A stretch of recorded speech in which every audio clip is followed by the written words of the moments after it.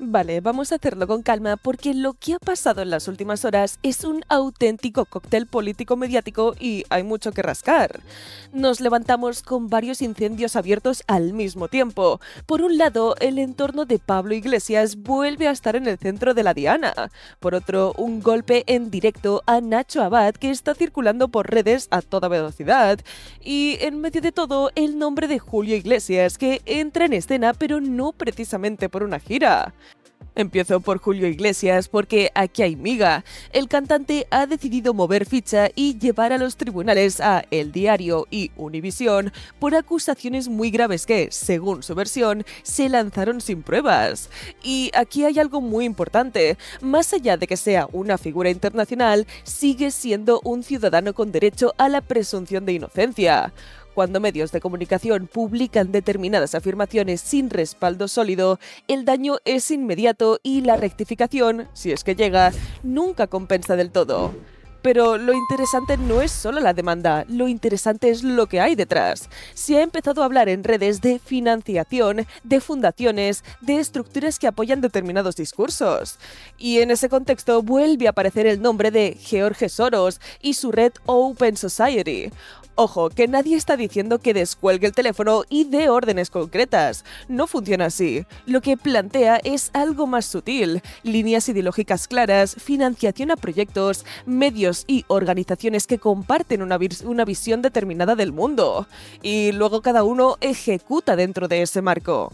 Es decir, no es, oye, ataca a este, sino esta es la agenda, estas son las causas que apoyamos, estas son las narrativas que impulsamos.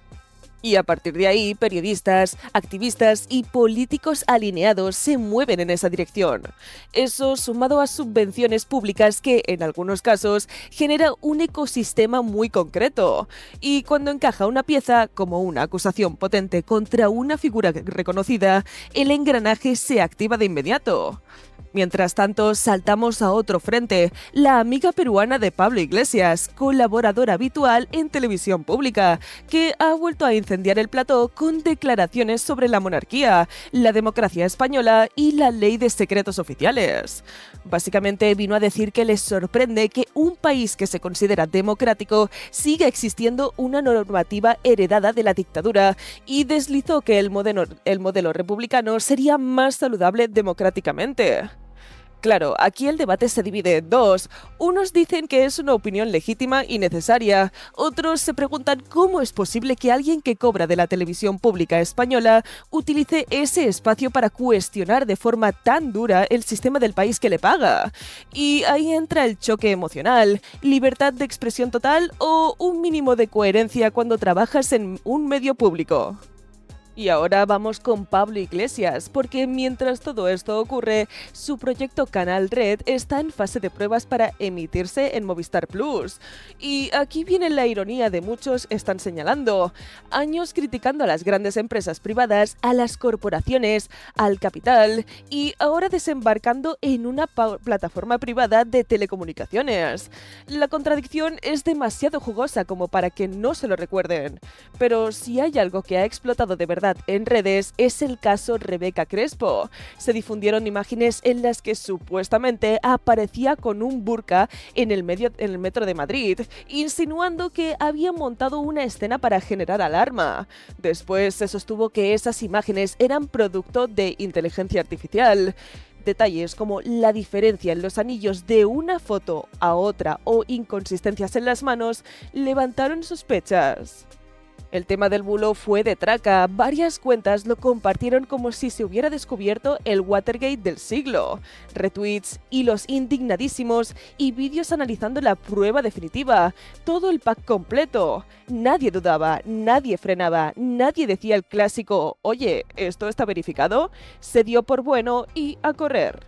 El problema vino después, cuando empezaron a analizar la imagen con calma, cuando la gente empezó a ampliar la foto, a fijarse en detalles raros, en las incoherencias visuales, en las cosas que no cuadraban, se empezó a desinflar el globo. Y claro, ahí vino el momento incómodo. Algunos hicieron lo correcto, borraron el tuit y pidieron disculpas.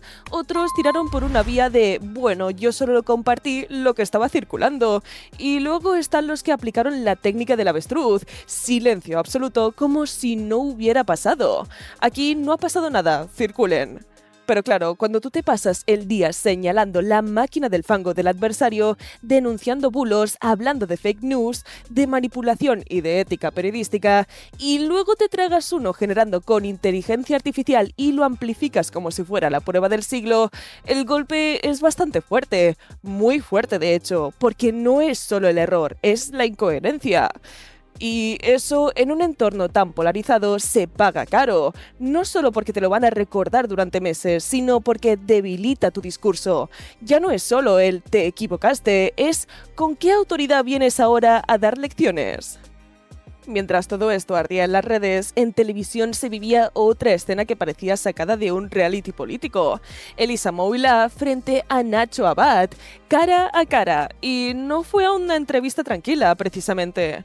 Ella entró con el cuchillo entre los dientes, le reprochó el tratamiento que había recibido su caso, habló de encerrona, de titulares que, según su versión, la dejaban a la altura del barro.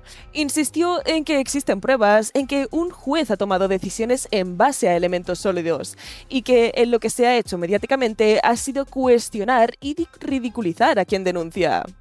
Nacho Abad intentaba responder, apelando a la obligación del periodista de contar lo que sucede en sede judicial, al papel de la fiscalía, a la necesidad de contrastar. Pero la conversación nunca fluyó. Era un choque constante, interrupciones, reproches, tensión en el tono, miradas incómodas. De esas escenas donde notas que el ambiente en plató se puede cortar con un cuchillo. Ella venía a plantear algo muy claro, que las víctimas son infantilizadas, desacreditadas y expuestas públicamente, que el foco se pone más en cuestionarlas que en investigar lo denunciado.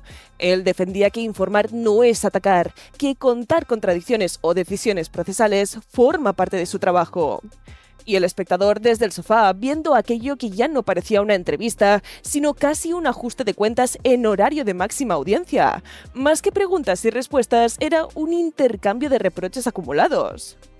Si lo miras en conjunto, el panorama es bastante caótico. Tienes demandas judiciales de personajes conocidos, tienes acusaciones graves que saltan a medios internacionales, tienes bulos creados con inteligencia artificial que se viralizan en minutos, tienes debates sobre quién financia qué, sobre redes ideológicas globales y sobre las agendas políticas. Y además tienes guerras abiertas en platós donde el periodismo y el activismo se mezclan hasta que ya no sabes dónde empiezan uno y termina el otro.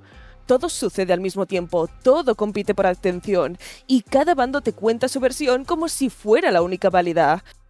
Por eso la pregunta que queda flotando es tan incómoda como inevitable. ¿Quién está informando y quién está militando? ¿Quién verifica antes de publicar y quién dispara primero y corrige si corrige después? ¿Cuántas veces se comparte algo porque encaja con tu narrativa y no porque esté realmente comprobado? En medio de todo este ruido, el que sale perdiendo casi siempre es el mismo, el ciudadano, el que intenta entender qué demonios está pasando, el que quiere los hechos claros y no trincheras, el que no está ni en plató ni en el despacho, pero se come todo el espectáculo. Y lo peor, o lo más interesante, según se mire, es que nada apunta a que esto vaya a relajarse. Al contrario, con inteligencia artificial cada vez más sofisticada, con redes sociales funcionando a la velocidad de vértigo y con la política convertida en un combate permanente, esto tiene pinta de ser solo el calentamiento. Lo que hemos visto estos días no es para nada el final, es solo el aperitivo de lo que se viene. Pero bueno amigos, hasta aquí el vídeo de hoy, espero que os haya gustado, darle like si os ha gustado el vídeo, no olvidéis suscribiros y dejarme en la cajita de comentarios vuestra opinión, ya que esto es muy importante. ¿Qué os parece lo que ha sucedido enfrente de la televisión pública con la amiguita de Pablo Iglesias? Dejádmelo saber en los comentarios.